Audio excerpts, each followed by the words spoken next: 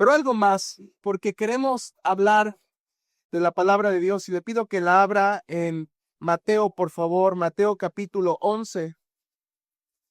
Y además del bautismo, esta mañana también hemos visto a los niños pasar y compartir algo de lo que aprendieron y Dios impulsa mi corazón a compartir algo acerca de los niños. Los niños tienen necesidades. Los niños no son adultos, son niños y tienen necesidades propias de su edad. Por supuesto que su principal necesidad de los niños no es comida, zapatos, techo ni escuela. La principal necesidad de los niños es Cristo. Cristo en sus vidas es la necesidad más grande de todo niño. Si pudiéramos poner una escala, la segunda más grande necesidad de los niños son tener padres piadosos. Y después de Cristo, padres piadosos, padres que amen a Dios, son su segunda necesidad, porque los padres son los maestros de esos niños. Y creo que en tercer lugar, la iglesia es una necesidad para los niños. Esta semana que estuvimos con ellos, vimos la gran necesidad que hay en estos niños. Estos niños necesitan de la iglesia, necesitan un ambiente donde se les ame, se les enseñe, donde puedan jugar, donde puedan ser escuchados.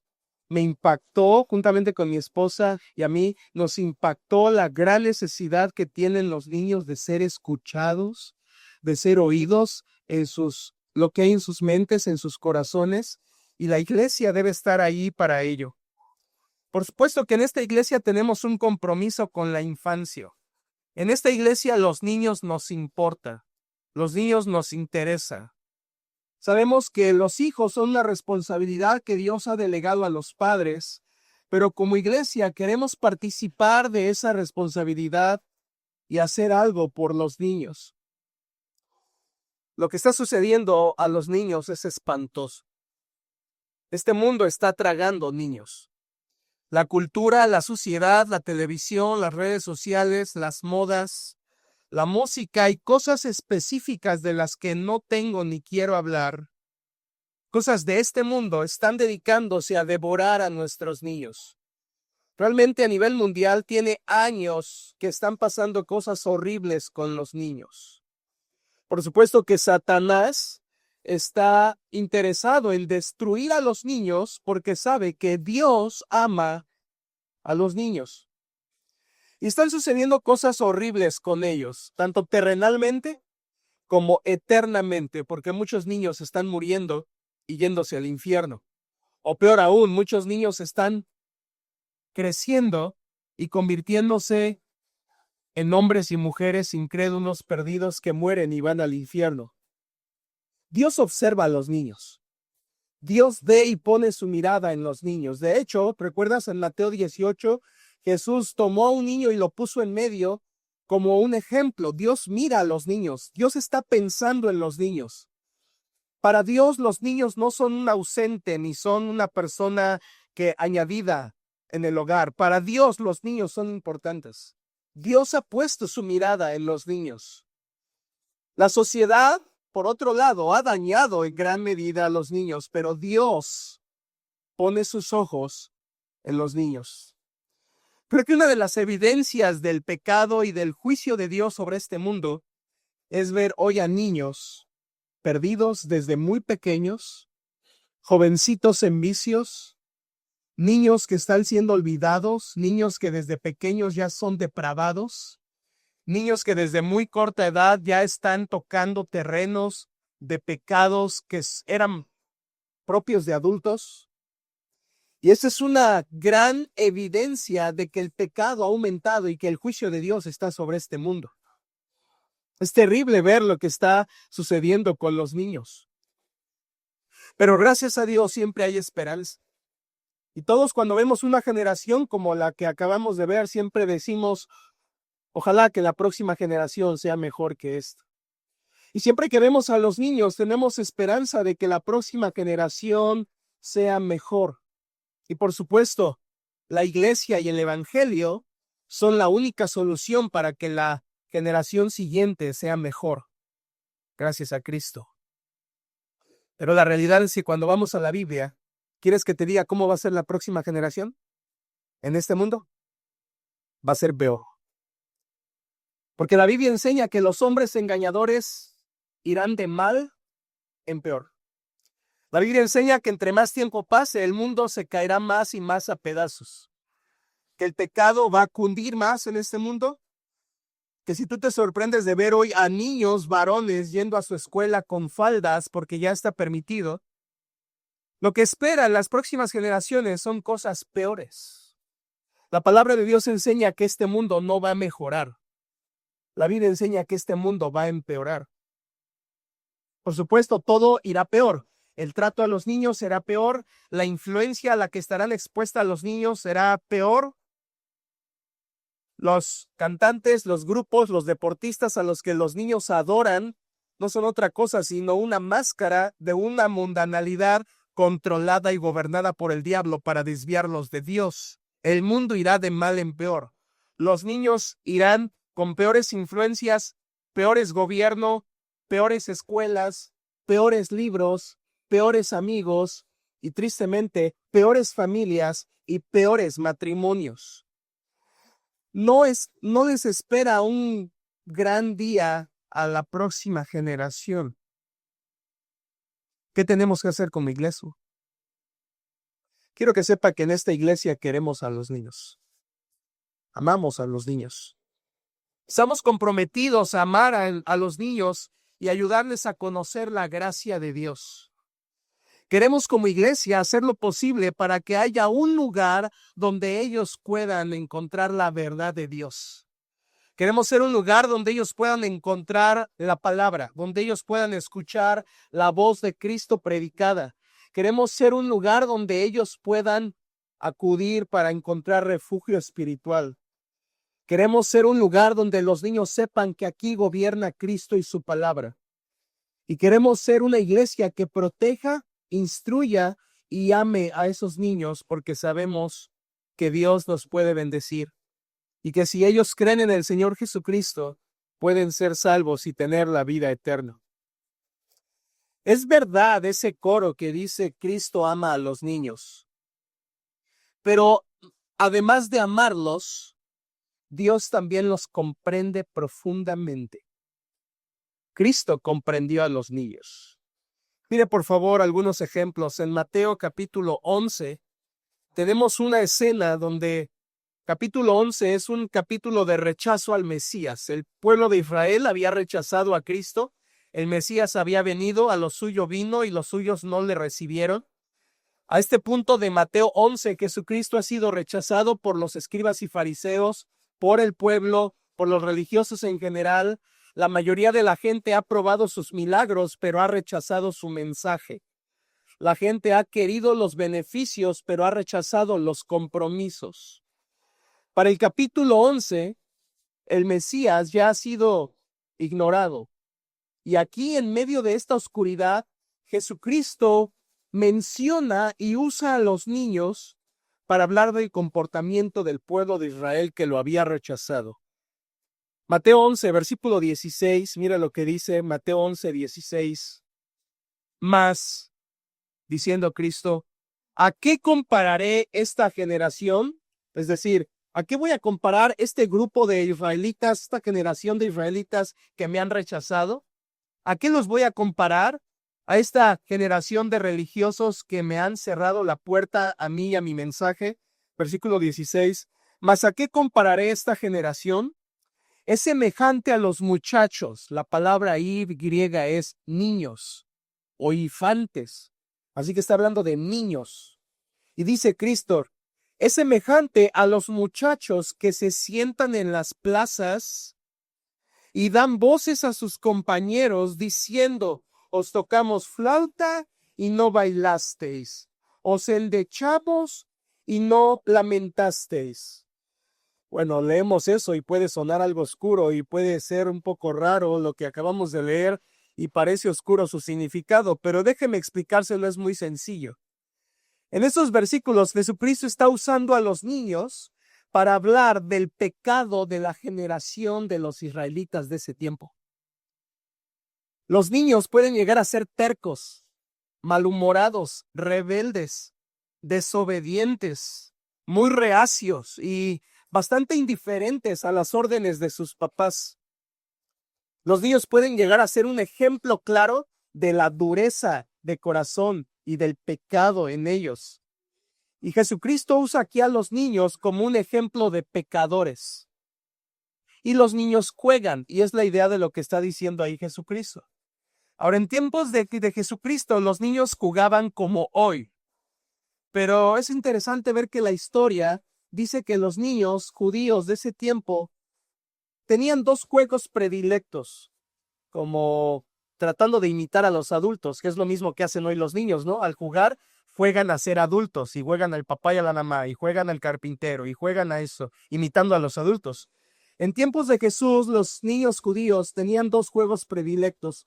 Uno, jugaban al matrimonio. Y es que el matrimonio era una fiesta en los judíos. Era una fiesta que duraba varios días, así que les encantaba jugar al matrimonio, al lazo nupcial, porque era de fiesta. Y una boda judía podía tardar días y era comida, bebida, ambiente de fiesta, música, alegría, y los niños les gustaba jugar eso. Les gustaba jugar al festejo del matrimonio o la fiesta nupcial. Y los niños les encantaba hacer eso porque dentro de todo lo que hacían los adultos en su celebración, alegrarse, comer, regocijarse, escuchar música, también ellos bailaban unas danzas especiales que los judíos tenían en las fiestas del matrimonio. Y es la idea de lo que Jesucristo está diciendo allí. Versículo 17, os tocamos flauta y no bailasteis. La idea es de niños jugando al matrimonio o a la fiesta del matrimonio. Pero el segundo juego que acostumbraban los niños judíos que les encantaba jugar porque lo veían de los adultos era que jugaban a los funerales. Y los funerales eran otro asunto bastante opuesto. Los funerales, como las bodas, también duraban muchos días. Pero en cambio no era de alegría, ni de risa, ni de cantos felices. Era de tristeza, de llanto, de duelo. Y se cantaban elegías. Elegías es una palabra que significa canto fúnebre, canto triste. Y estas ceremonias funerales en los judíos también duraban varios días. Y los niños veían eso. Y los niños veían la celebración de tristeza, de llanto continuo. Y es a lo que se refiere Jesucristo del versículo 17. Os endechamos o os cantamos elegías, canciones tristes de funeral, y no lamentasteis. En este versículo Jesucristo está hablando de los niños y de niños que invitan a otros niños en la plaza a jugar a la celebración o al funeral, y esos niños no quieren venir a jugar, no se integran, no se añaden. Te invitamos a jugar esto y no quisiste, te invitamos a jugar lo otro y no quisiste. Muestra a unos niños tercos, muestra a unos niños que rechazan la invitación, muestra a unos niños que no quieren participar. Y es exactamente el significado que Cristo va a dar de esto. Versículo 18 lo explica. Porque vino Juan que ni comía ni bebía y dicen demonio tiene. Un momento ahí, ¿quién es Juan? Aquí se refiere a Juan el Bautista. Juan el Bautista llevaba una vida muy austera, ¿recuerdan? Juan el Bautista comía una comida extraña propia de los profetas, vestía una ropa rara propia de los profetas, vivía en un lugar raro, que era el desierto, y su vida de Juan el Bautista era de tristeza, de duelo continuo, porque él llamaba a la gente siempre al arrepentimiento, a la contrición, al duelo, a la tristeza, al arrepentimiento verdadero delante de Dios. De modo que estar con Juan el Bautista era siempre un llamado a la tristeza, como los niños jugando al funeral. Pero ¿qué pasó con Juan? Juan invitó al pueblo a venir y el pueblo, como los niños en la plaza, no quisieron seguir a Juan. Incluso, versículo 18, le dijeron que tenía demonio. Juan invitó a la gente y la gente no vino. Incluso lo acusaron del endemoniado. Y versículo 19. Vino el Hijo del Hombre, este es Jesucristo, que come y bebe Y dice él, he aquí un hombre comilón y bebedor de vino, amigo de publicanos y de pecadores. En otras palabras, Jesucristo vino en un ambiente diferente al de Juan el Bautista. Jesucristo no vino en un tono triste como Juan viviendo en el desierto, sino que Jesucristo y su vida fue una vida normal. De hecho, Jesucristo andaba comiendo todo el tiempo, bebiendo todo el tiempo, comiendo en las casas, disfrutando, comiendo aquí, comiendo allá donde lo invitaban. Prácticamente la vida de Jesucristo en la tierra, el ministerio con sus discípulos, era de fiesta continua. Lo invitaban a comer, iba aquí, iba allá, celebraba, estaba en bodas, participaba de todo eso porque Jesucristo vivió en un ambiente de fiesta. Incluso cuando lo acusaron y le dijeron, ¿por qué tus discípulos no ayunan? Y él mismo dijo, ¿pueden acaso los que están de bodas? Porque el ambiente del ministerio de Cristo era de alegría, era de gozo, era de celebración. Pero ¿qué hicieron los judíos con el mensaje de Cristo? Lo mismo que los niños tercos en la plaza, no quisieron venir. Rechazaron. Los judíos del tiempo de Cristo rechazaron la solemnidad de Juan el Bautista y rechazaron la felicidad que había en Jesucristo. Es lo que quiere decir aquí. Y en este pasaje es interesante porque Jesús utiliza a los niños como ejemplo de pecadores, de tercos, de personitas que no quieren venir a Él, de personitas que se rehúsan. Estoy seguro que si tú has tenido la experiencia con tu hijo o con algún niño, sabes lo tercos que pueden llegar a ser, lo duros que pueden llegar a ser para obedecer. Y tú sabes que ellos pueden tener la información en su mente y a pesar de todo eso no hacer lo que deben, porque son necios. La idea de aquí de Jesucristo es esta generación es comparable con los niños tercos y necios. Que sea que venga Juan el Bautista, no quieren venir. Ahora yo vengo, no quieren venir. Y aquí los niños representan en el ejército de Cristo a los que le rechazan. No aceptan la invitación. No vienen. No vienen a Cristo. No quieren estar con Él. Así Israel del tiempo del Señor fue rebelde. Pero avancen a Mateo 18, por favor. Y en Mateo 18, Jesucristo vuelve a utilizar a los niños, pero en un ejemplo completamente diferente. Mateo capítulo 18, versículo 1 dice, en aquel tiempo los discípulos vinieron a Jesús diciendo, ¿quién es el mayor en el reino de los cielos? Y llamando Jesús a un niño, la misma palabra que en capítulo 11, un niño infante, un niño pequeño, y llamando Jesús a un niño, lo puso en medio de ellos. La palabra niño es país, niño, niño pequeño. Pero aquí en estos dos pasajes, Jesucristo utiliza el diminutivo, paidión, y diría niñito, realmente es la palabra que está usando Jesucristo. Y dice versículo 2 que toma ese niñito y lo toma y lo pone en medio de ellos, de los discípulos. Versículo 3, y dijo, de cierto os digo que si no os volvéis y os hacéis como niños, no entraréis en el reino de los cielos. Este es un ejemplo completamente opuesto. Allá en capítulo 11, Jesús usó a los niños como una ilustración de necios, tercos que rechazan a Dios. Y así era la sociedad en tiempo de Jesús. Y así es la sociedad hoy en tiempos nuestros.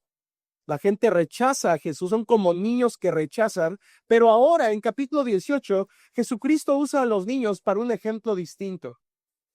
Y dice, versículo 3, que si no se hacen como niños, no entrarán en el reino de los cielos. ¿Qué es esto? La salvación, ser salvo. El reino de los cielos en Mateo es una frase que señala la salvación de tu alma. Y dice Jesucristo solamente puede ser salvo si te haces semejante, es la idea, si te haces semejante a estos niños. De modo que aquí el ejemplo ya no es de terquedad. Aquí el ejemplo de qué es. Versículo 4. Así que cualquiera que se humille. Cualquiera que se humille como este niño, ese es el mayor en el reino de los cielos. En otras palabras, cualquiera que se humille como este niño puede entrar al reino de los cielos, puede ser salvo. ¿Cuál es la característica que está tocando aquí Cristo en los niños? Ya no su terquedad, sino ahora está hablando en sentido positivo de su humildad. ¿En qué sentido? Tú dirás, bueno, los niños no son tan humildes. Es que tienes que entender en el contexto en el que lo dice Jesucristo. Jesucristo lo dice en el contexto religioso judío. Un niño en el ambiente judío no valía religiosamente nada. Porque un niño no podía ofrecer sacrificios. Un niño no podía participar del templo. Un niño no podía ofrecer holocaustos. Un niño no podía presentarse porque eso era algo exclusivamente para los adultos, de ofrecer adoración al estilo del Antiguo Testamento, y un niño ni siquiera podía estar en la sinagoga hasta cierta edad, pero antes de eso era imposible, era inservible para la religión judía. Era inservible un niño religiosamente hablando. En otras palabras, un niño en tiempos de Jesús era imposible de que tuviera obras que le salvaran bajo su religión legalista, hipócrita de los escribas y fariseos. Un niño no podía hacer nada de la ley. Un niño no podía cumplir nada, ningún sacrificio, nada. Estaba totalmente imposibilitado de hacer algo conforme a la ley de Moisés. Y dice Jesucristo, ellos son el ejemplo de lo que se necesita para entrar en el reino de los cielos. Humildad. Reconocer que por ti mismo no puedes hacer nada para entrar al cielo. Por supuesto que el sistema religioso de los escribas y fariseos del tiempo del Señor enseñaba que tú tenías que cumplir con todos los ritos, así como hoy se enseña que tienes que cumplir con todos los sacramentos en algunas religiones para poder alcanzar la gracia de Dios. En tiempos de Jesús, los niños no podían hacer nada de eso. No podían ir al templo. No podían participar del Yom Kippur, el día de la expiación. No podían hacer las cosas más importantes de la ley. Por eso dice Jesucristo, ellos son un ejemplo de los que entran al reino de los cielos, porque entran humillados, sin sus recursos. ¿Sabías que la Biblia enseña que nadie entra al cielo por sus propios méritos? Que nadie puede entrar al cielo por lo que hace. Y el máximo ejemplo de eso son los niños. Los niños en la religión judía no hacían nada, no podían hacer nada. Y dice Jesús, ellos son los que pueden entrar.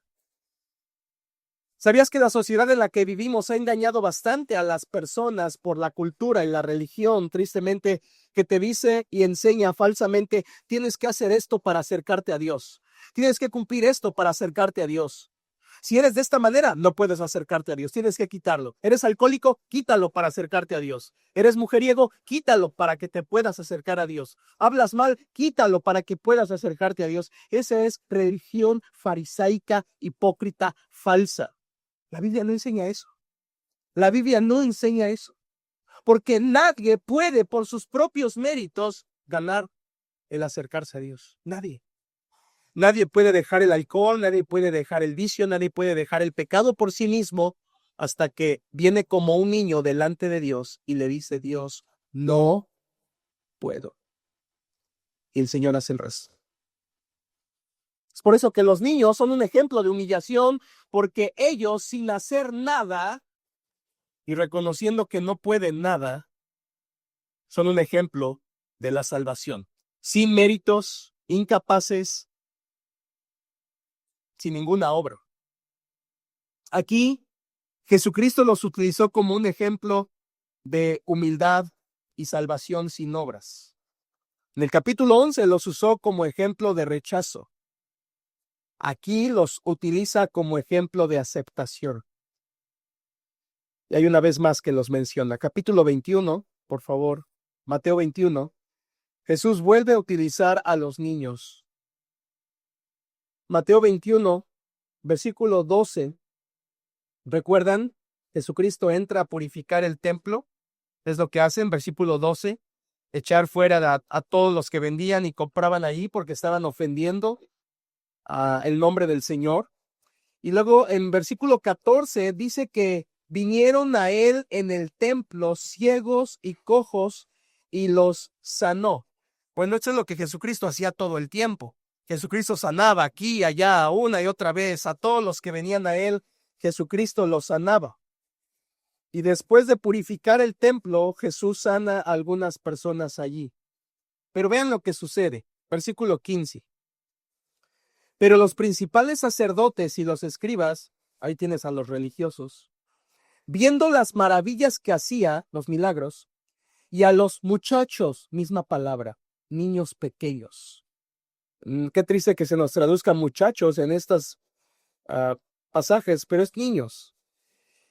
Dice que los religiosos, viendo las maravillas que hacían, y a los niños aclamando en el templo y diciendo, Hosana al hijo de David, se indignaron. Un momento ahí. Los niños en el templo aclamando, ¿dónde aprendieron eso? ¿Por qué estaban haciendo eso? Muy fácil, porque estaban imitando lo que habían visto hacer a sus papás unos días antes en la entrada a Jerusalén. En la entrada a Jerusalén, Jesucristo había sido recibido con alabanza de los adultos, con la misma frase, Hosana al hijo de David. Y siguientes días tienes a los niños imitando a sus padres, así que no te puedes escapar de esto nunca. Los hijos siempre serán un reflejo, un espejo y una imitación exacta, mejor que a cargón de lo que somos los padres. Y aquí tienes a los niños aclamando, aprendiendo de sus padres y alabando a Dios, versículo 15, Hosana al hijo de David. Y dice que cuando los fariseos escucharon eso, se indignaron. Esto es una ira interna, un enojo, lo que nosotros llamamos un coraje. Los religiosos se llenaron de coraje. ¿Por qué? Porque esos niños estaban adorando a Cristo. Y los religiosos odiaban a Cristo. Aquí el comportamiento de los niños es de adoración, de alabanza genuina. Incluso Jesucristo lo reconoce, versículo 16.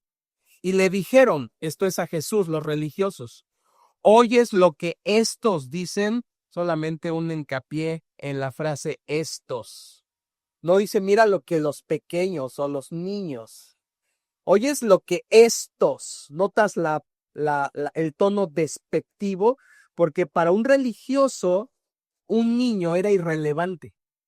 ¿Por qué? Ya te lo dije, porque un niño no podía hacer nada de la ley. Así que para su religión de sistema de obras era innecesario un niño. De modo que los escribas y fariseos los escuchan al adorar al Señor con su boca y les dice en versículo 16 a Cristo, ¿oyes lo que estos dicen? Y Jesús les dijo, sí. Nunca leísteis, y lo que sigue es en Salmo 8, Jesucristo les cita en Salmo 8 y les dice, de la boca de los niños, misma palabra, de la boca de los niños y de los que maman, hablando de bebés, ¿perfeccionaste la alabanza? Mateo, Marcos, Lucas mencionan estos eventos de los niños con Cristo y usan dos palabras. La primera que les dije es paideón, que es niño, pero también Lucas usa la palabra brefos, y brefos significa un bebé de brazos, un bebé lactante, que es a lo que Jesús se está refiriendo aquí. El Salmo 8 anticipaba de manera profética que niños pequeños alabarían a Dios. La frase perfeccionaste la alabanza no es otra cosa, sino que el niño ofrecería a Dios una alabanza aceptable al Señor. Una alabanza que Dios iba a aceptar. Esto debió haber sido un golpe muy fuerte para esos escribas y fariseos, porque básicamente lo que Jesús les está diciendo es, Dios está aceptando la adoración de ellos, Dios no está aceptando la adoración de ustedes.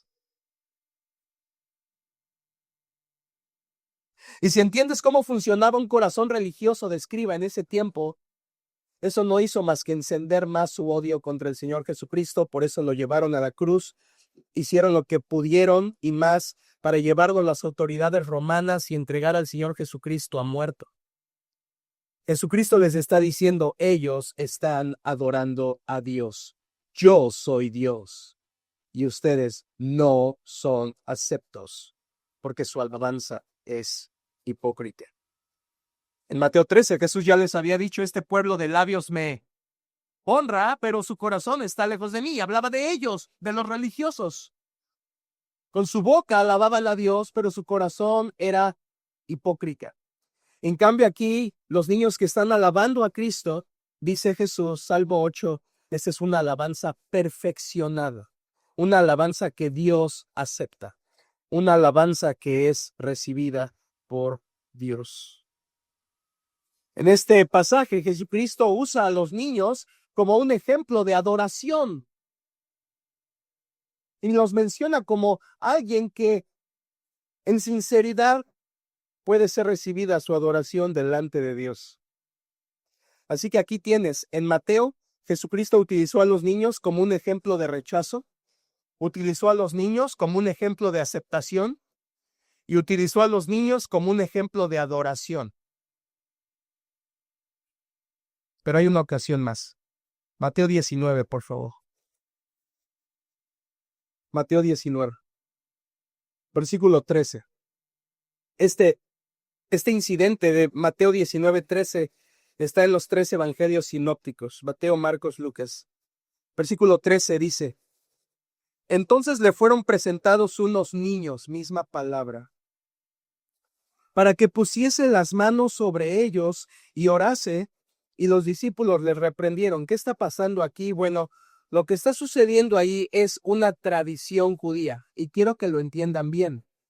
Lo que está sucediendo en ese versículo es una tradición judía.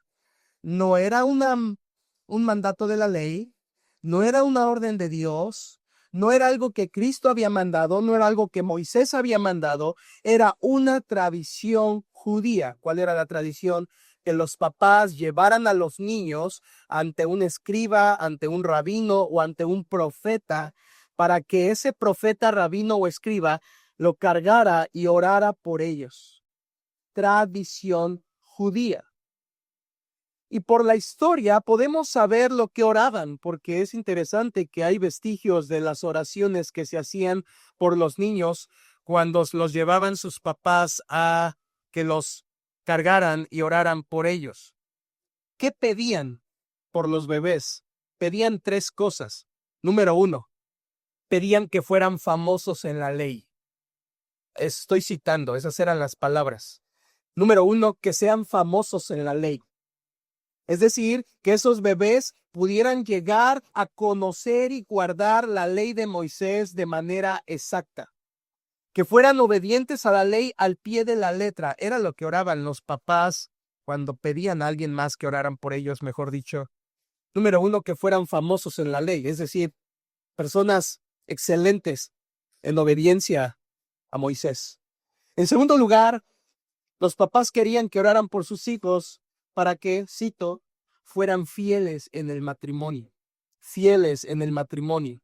Para un judío el matrimonio era importante, lo es para el Señor, y ellos oraban que en el matrimonio pudieran ser fieles. Y en tercer lugar, pedían que sus rabinos o escribas o profetas oraran por los bebés, cito, para que abundaran en buenas obras.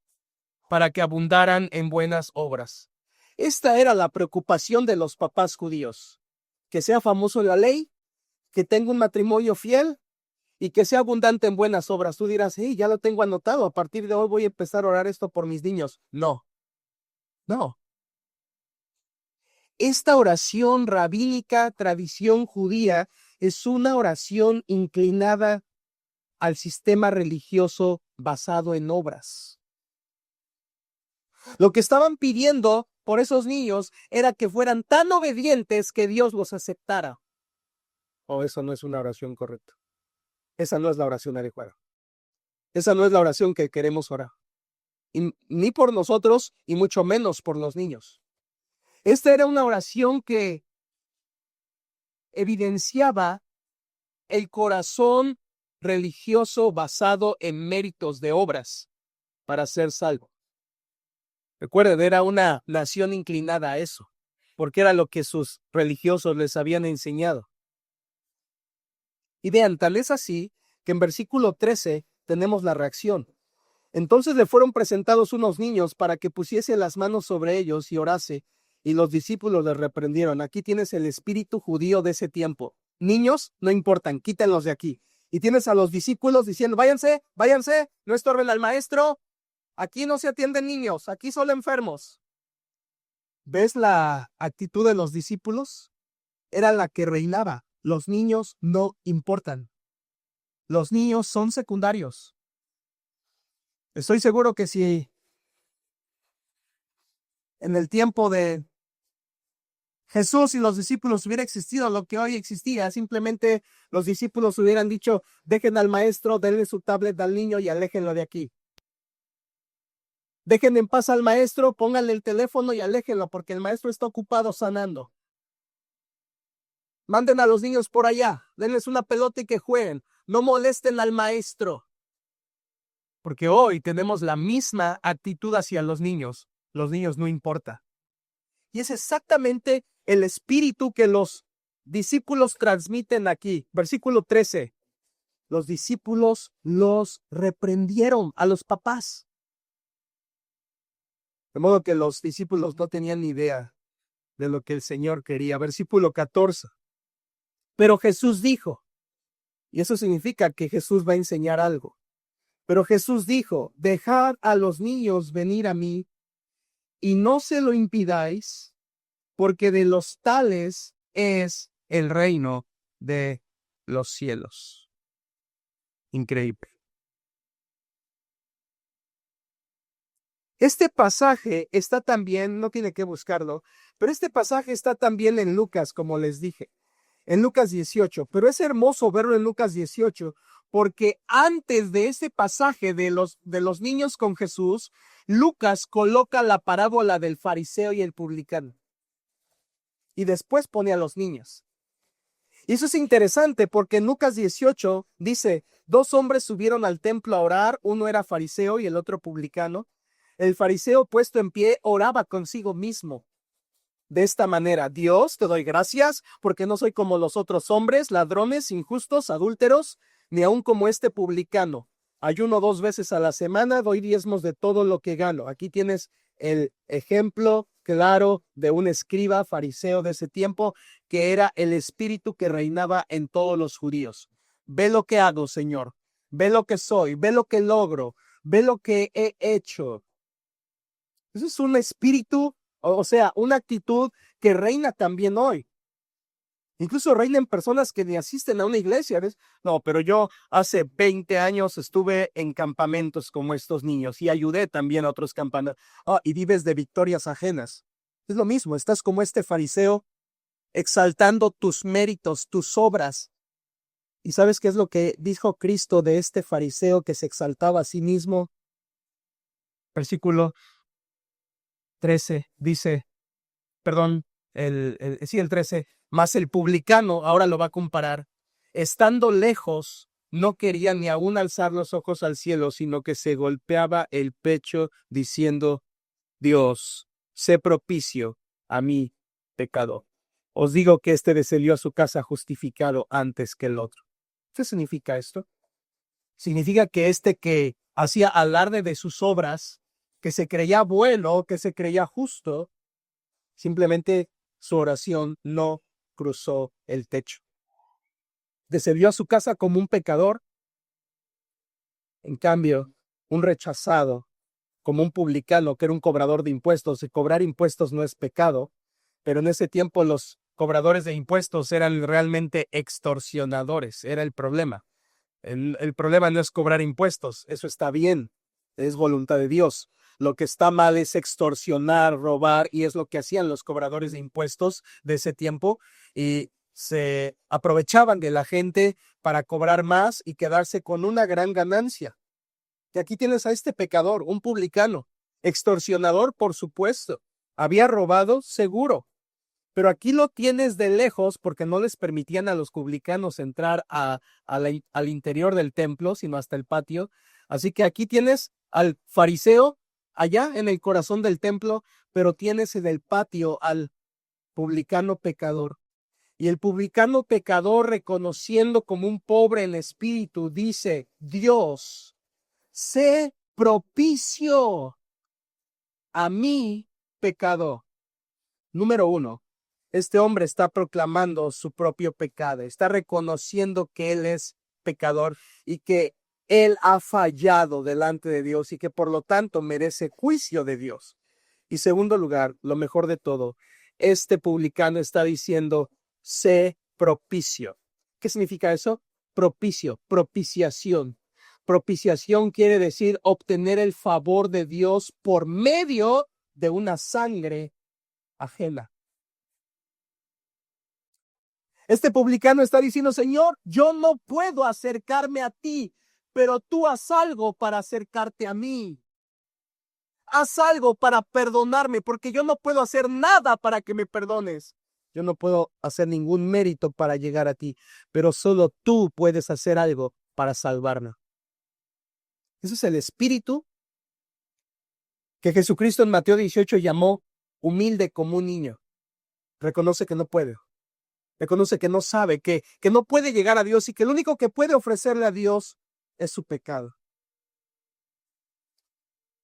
La evaluación de Jesucristo en el versículo 14 dice, este publicano pecador descendió a su casa justificado. ¿Qué significa justificado? Declarado justo, limpio, perdonado por Dios. ¿Por qué? ¿Porque llevó ofrendas? ¿Porque hizo sacrificios? ¿Porque cumplió la ley al pie de la letra? ¿Porque escuchó la palabra de Dios desde niño? No, porque tuvo un corazón humilde que vino delante de Dios en bancarrota espiritual, como mendigo delante de Dios, y le dijo, Dios, yo no puedo, pero tú sí puedes salvarlo. Ese descendió a su casa perdonado. Y Lucas coloca esa historia e inmediatamente después coloca la historia de los niños. Ahí en capítulo 18. Y eso da mucho empuje a la historia de los niños porque la gente estaba siendo como esos religiosos. E incluso después de los niños, ahí en la escena, en Lucas 18, tenemos al joven rico viniendo, alguien que ha cumplido la ley, alguien que ha obedecido la ley, alguien que ha sido recto en la ley y que escucha a Cristo decirle, una cosa te falta, ve y vende todo lo que tienes y dalo a los pobres y ven, sígueme y tendrás herencia en los cielos. Y ese hombre se fue triste porque tenía muchas riquezas. Es exquisito lo que hace Lucas colocando la historia del fariseo, el publicano, colocando al joven rico que rechaza a Cristo y en medio de eso colocando a los niños. En medio de esas dos historias colocando la respuesta que puede haber de los niños.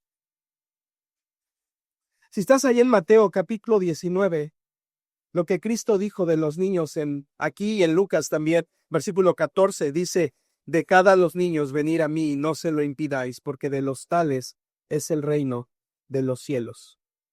Jesucristo no está diciendo que el cielo es solo para los niños. Eso no está diciendo.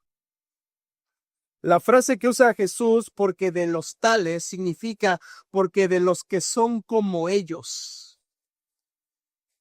El reino de los cielos es para gente que es como los niños. ¿Qué de los niños? Humillación, incapacidad en la ley, saber que no puedes por ti mismo, saber que tu religión no te alcanza, saber que tus obras no te alcanzan, saber que si te bautizaste de niño, eso no cuenta para nada, saber que haber tomado sacramentos de niño, eso no sirve para nada delante de Dios, porque esas cosas no tienen ningún poder sobre el corazón pecaminoso del hombre.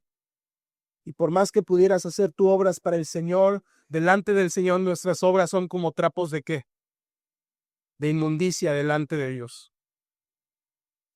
Por duro que parezca, Dios no acepta nada de ti, ni de mí, porque proviene de un corazón pecador, contaminado. Pero cuando tú te humillas como un niño, entonces de los tales es el reino de los cielos. Porque cuando vienes como un niño delante de Dios, vienes como un mendigo delante de Dios y reconoces que lo necesitas y que solo puedes depender de Él, entonces Él aplica su gracia a los humildes. Les da gracia a los humildes. Un niño no puede hacer nada para entrar al reino de Dios. Un adulto tampoco puede hacer nada para entrar al reino de Dios. No tenemos probabilidad. No es por nuestra fuerza. No es por nuestras obras. No podemos lograr nada. El reino de los cielos es para los que son como los niños humildes. De los tales es el reino de los cielos. Una cosa más. En Marcos 10:16, que es el pasaje paralelo de esta bendición de Jesús a los niños, Marcos dice que Jesús los bendecía al cargarlos, ahí es la palabra brejos, niños de brazos, los cargaba. Y dice Marcos que al cargarlos los bendecía. Eso es interesante. Jesús bendecía a los niños. ¿Qué significa bendecía? No quiere decir que los salvaba en ese momento, no quiere decir que les limpiaba sus pecados en ese momento, no quiere decir que ya a partir de ese momento estaban bien con Dios, no. Marcos 10:16 dice que los bendecía en el sentido de que Jesucristo oraba invocando el favor de Dios sobre ellos. Oraba invocando la misericordia de Dios sobre ellos. A ver, un momento. Jesús, orando por los niños, los bendecía. Atentos. Jesús nunca bendijo a un incrédulo, a un impío, a un malvado. Jesús jamás bendijo a alguien que no fuera de su pueblo. Y de hecho, en todo el Antiguo Testamento, Dios jamás bendijo a alguien que no fuera de su pueblo. Jamás bendijo a un incrédulo. Bendijo a Abraham porque era creyente, porque creyó a Abraham a Dios y le fue contado por justicia. Dios bendijo a Isaac, bendijo a Jacob, hasta cuando lo quebrantó en su humillación. Dios bendijo a Jacob después de humillarlo, pero lo bendijo porque era de su pueblo. En otras palabras, Dios solo bendice a creyentes. Dios solo bendice a creyentes. Y aquí tienes a Jesús bendiciendo niños. Interesante. Déjate, digo esto, que estamos terminando. La palabra de Dios enseña que Dios tiene una misericordia especial con los niños. En Deuteronomio, la Biblia dice que, hablando de los niños, que hay una etapa en la que los niños no tienen conocimiento del mal. No entienden lo mal todavía. En Jeremías 19, Dios describe a los niños como inocentes del pecado de sus padres. En Isaías 7, por ejemplo, también habla Dios de una etapa que Él sabe que los niños tienen donde aún no saben discernir entre el bien y el mal, y no saben rechazar entre lo bueno y lo malo, y no saben escoger entre una y otra cosa.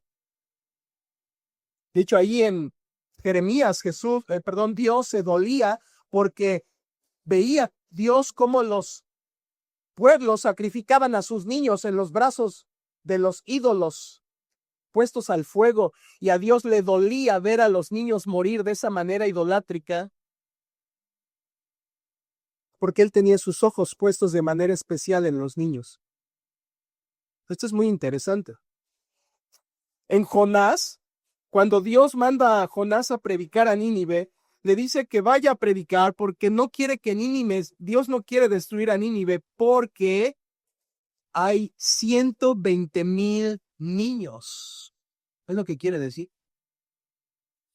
Dios no quería destruir Nínive porque había 120,000 niños.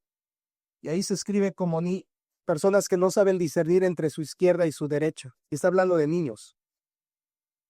Ahora tú sabes por experiencia esto que te estoy diciendo. Lo único que hice fue fundamentártelo con la Biblia. Pero tú sabes que hay una etapa en los niños en las que no disciernen todavía el bien y el mal.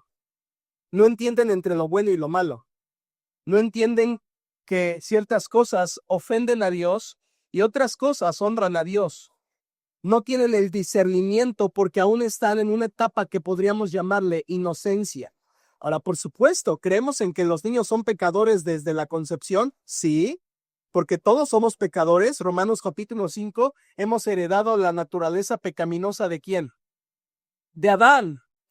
Salmo 51, en maldad he sido formado y en pecado me concibió mi madre, por supuesto. Un bebé es pecador aún antes de nacer. ¿Por qué? porque sus padres son pecadores y la herencia espiritual se transmite de generación a generación desde Adán. Los niños no son angelitos, los niños son pecadores, pero al mismo tiempo que ellos son pecadores desde antes de nacer, la Biblia también enseña que Dios tiene una misericordia especial con los niños. Y hay esa etapa de inocencia, en donde si un niño muere en esa etapa donde no sabe discernir entre lo bueno y lo malo, ese niño Dios lo salvó. No porque sea sin pecado, sino porque está en la etapa en que todavía no puede discernir para reconocer su pecaminosidad y venir humilde delante de Dios para buscar su perdón. Por supuesto, el ejemplo de esto que tenemos en 2 de Samuel es el rey David con su hijo. El hijo del rey David muere a los 8 días de nacido, y cuando muere ese niño, David conocía a Dios. Y David dice, él ya no viene a mí, yo voy a él. David tenía conciencia de que su hijo estaba en la presencia de Dios. David tenía confianza de que su bebé de 8 días había muerto, pero que estaba delante de Dios. Y por eso él dice, él ya no volverá a mí, pero yo voy a él, porque un día al morir me encontraré con él en la presencia del Señor. Y esto es verdad en la Escritura. Los niños que mueren en la etapa de la inocencia, cuando todavía no saben discernir entre lo bueno y lo malo, entre pecado y santidad, entre lo que honra y deshonra a Dios, cuando todavía no pueden comprender la pecaminosidad y la necesidad del evangelio, y ese niño muere, ese niño va directamente a la presencia de Dios. Y tú dirás, ¿pero por qué? Si no hizo nada. Exactamente, porque todos somos salvos por gracia. Y Dios da un ejemplo de gracia salvando a los niños en esa etapa. ¿Sabes qué hermoso es saber que tantos abortos, esos bebés terminan en la presencia del Señor?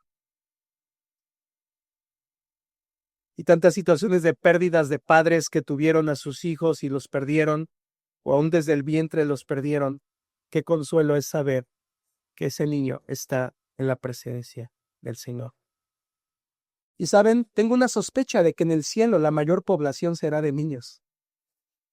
De tantos y tantos niños que han sido muertos a través de la historia, en guerras,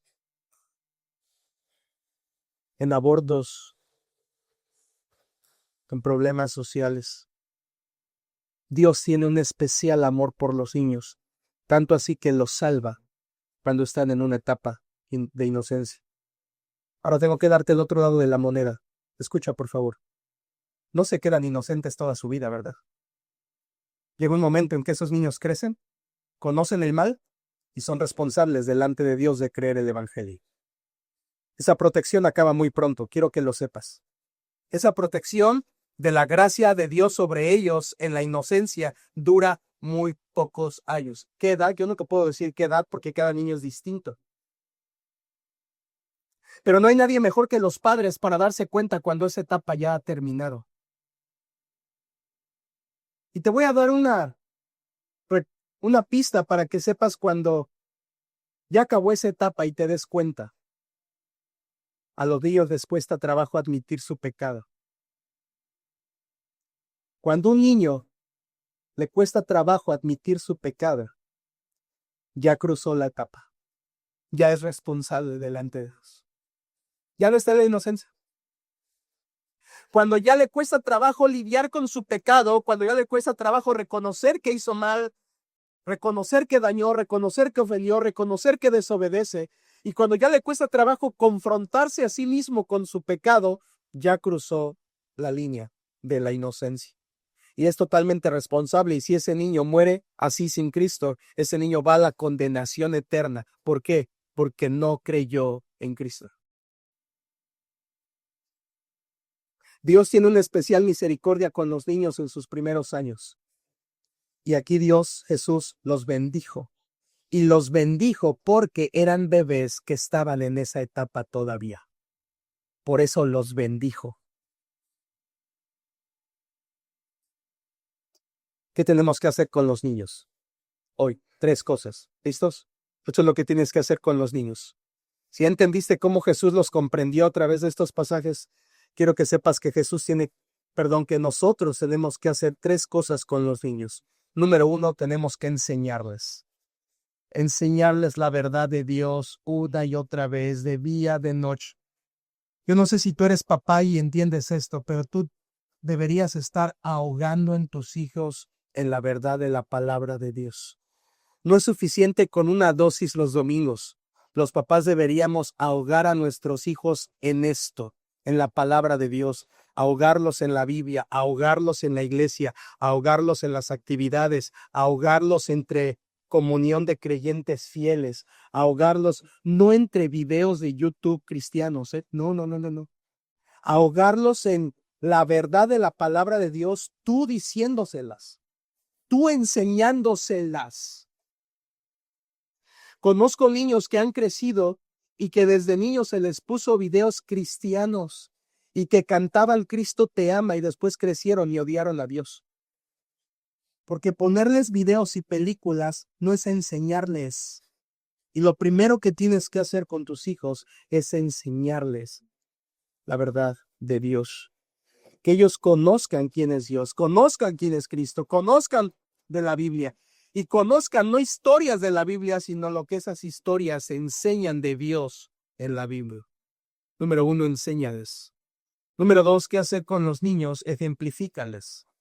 Y quizá esto es más difícil porque enseñarles es algo que puedes cumplir, pero ejemplificarles es algo que abarca tu conducta.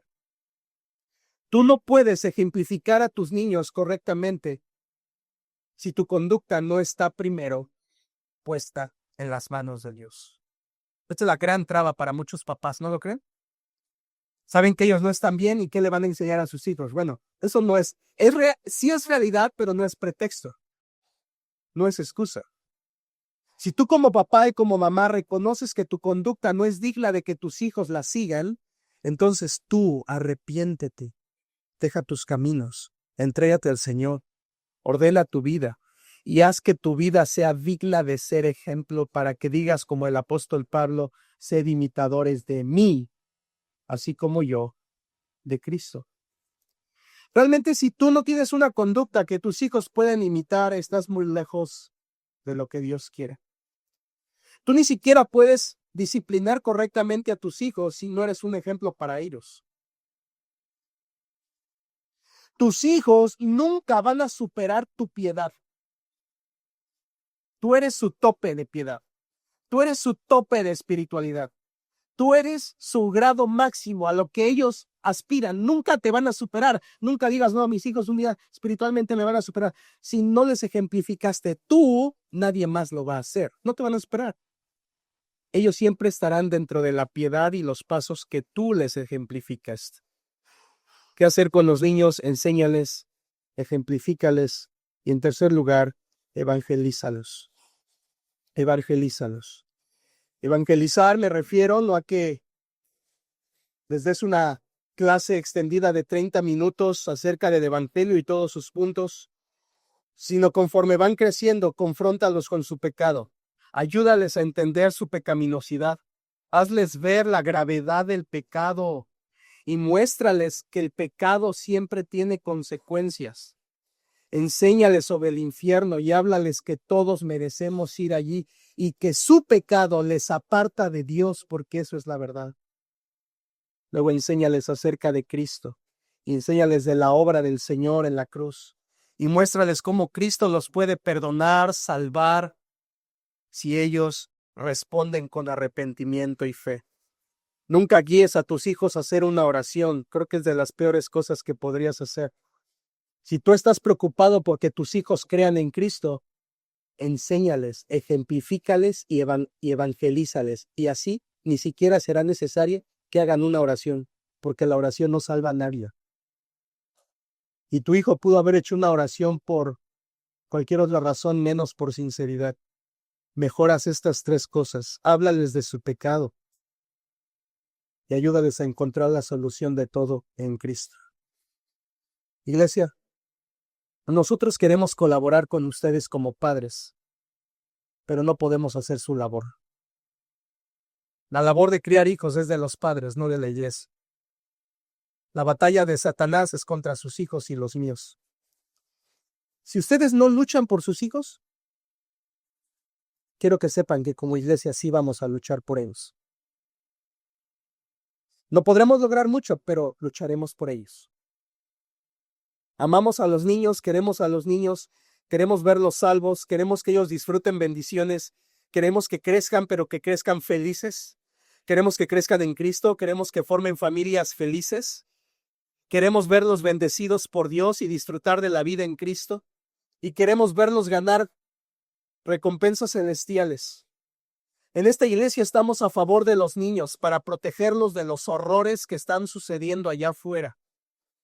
Pero también necesitamos gente que los ame. Gente que ame a los niños.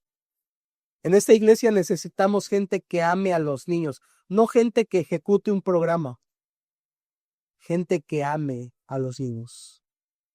Que busque sus corazones. Gente que ame a los niños. Que estemos dispuestos a hacer lo que sea con tal de llegar a su corazón y ayudarlos. Esta semana fue una grande bendición poder estar con los niños, enseñarles la palabra de Dios, y quiero que sepan que fue un tiempo maravilloso con ellos, un privilegio acercarnos a ellos, escucharlos. Para mí es un reto, pero siempre es también un privilegio hermoso. Termino siendo muy bendecido al escucharlos, tratar de estar cerca de ellos, preguntarles, aún en la intimidad, ya en las noches o por las mañanas, poder platicar de cerca con ellos y disfrutar de tiempo oyéndolos, saber lo que piensan, saber lo que sienten, saber que se acuerdan de los campamentos y escuelitas de años pasados y que han quedado marcadas en sus corazones de alguna manera. Eso es una bendición poder verlo, pero también reconocer sus grandes necesidades, que en 5 minutos hablando con ellos de manera profunda te das cuenta. Fue un tiempo maravilloso con ellos. Pero para mí la más grande bendición es ver cómo bocas tan pequeñas pueden decir verdades tan grandes de la palabra de Dios. Y lo que pasaron a hacer hace un momento los niños es eso. Bocas, corazones, cuerpos tan pequeños, hablando cosas gigantes de Dios. Hablando verdades inmensas. Ellos no tienen idea de lo gigantesco que están diciendo, pero lo estamos sembrando en sus corazones. Porque lo que repitieron hace un momento y lo que cantaron y lo que citaron de la Escritura son verdades poderosas, gigantes, eternas, rocas de la palabra de Dios en bocas tan pequeñas. Y eso llena mi corazón. Es una bendición servir a los niños. Ojalá que podamos hacer esto y más por ellos. Oremos. Padre, al estar delante de tu palabra, reconocemos que los niños necesitan de ti. Pero antes de ellos, queremos reconocer que nosotros necesitamos de ti. Señor, el trabajo con los niños comienza con nosotros. Ellos necesitan más que un campamento. Ellos necesitan que les enseñemos, les ejemplifiquemos y les evangelicemos. Y eso comienza con nosotros como papás. Y continúa en la iglesia, y queremos hacer nuestra parte, Señor. Ayúdanos como iglesia a amar a los niños, a buscarlos, a entenderlos como Cristo los entendió, a ver por sus necesidades, a buscar sus corazones, a buscar estar cerca de ellos. Y te pido, Padre, que las familias que están aquí, las mamás, los papás, reconocen, Señor, que reconozcan que ellos se necesitan también. Señor, qué triste es ver a un hijo perdido. Pero es más triste ver a un padre perdido, que fue el ejemplo de esos hijos. Te pido por los papás que están aquí, podamos guiar a Cristo a nuestros hijos. Que dejemos las porquerías del mundo, que dejemos las distracciones del trabajo. Porque un día nuestros hijos crecerán y se van a convertir en nuestra más grande tristeza o en nuestra más grande alegría. Porque el hijo sabio alegra al padre, pero el hijo necio será tristeza de su madre. Señor, cuando seamos viejos, nuestras tristezas serán por los hijos que criamos mal, lejos de tus caminos. Oh, cuando seamos viejos, nuestras alegrías serán por nuestros hijos de verlos que andan en tus caminos. Pero el punto crucial es hoy. El punto crucial es ahora. El momento crucial es ya. Señor, haz algo por los niños de nuestra iglesia, pero hazlo doble por los papás que te necesitamos. Te damos gracias por la bendición de tener niños y poderles hablar tus verdades, escucharlos decir palabras tan importantes, eternas. Ayúdales a dar que eso quede en sus corazones y que un día germine para tu gloria. Oramos por la salvación de ellos, oramos por la salvación de los papás que necesitan de Cristo y oramos que como iglesia los ayudes a perseverar, amando y sirviendo a los niños hasta que Cristo venga, porque lo hacemos para que más y más niños, jóvenes y adultos vengan a tu reino y sean salvos para tu gloria. Oramos. Amén.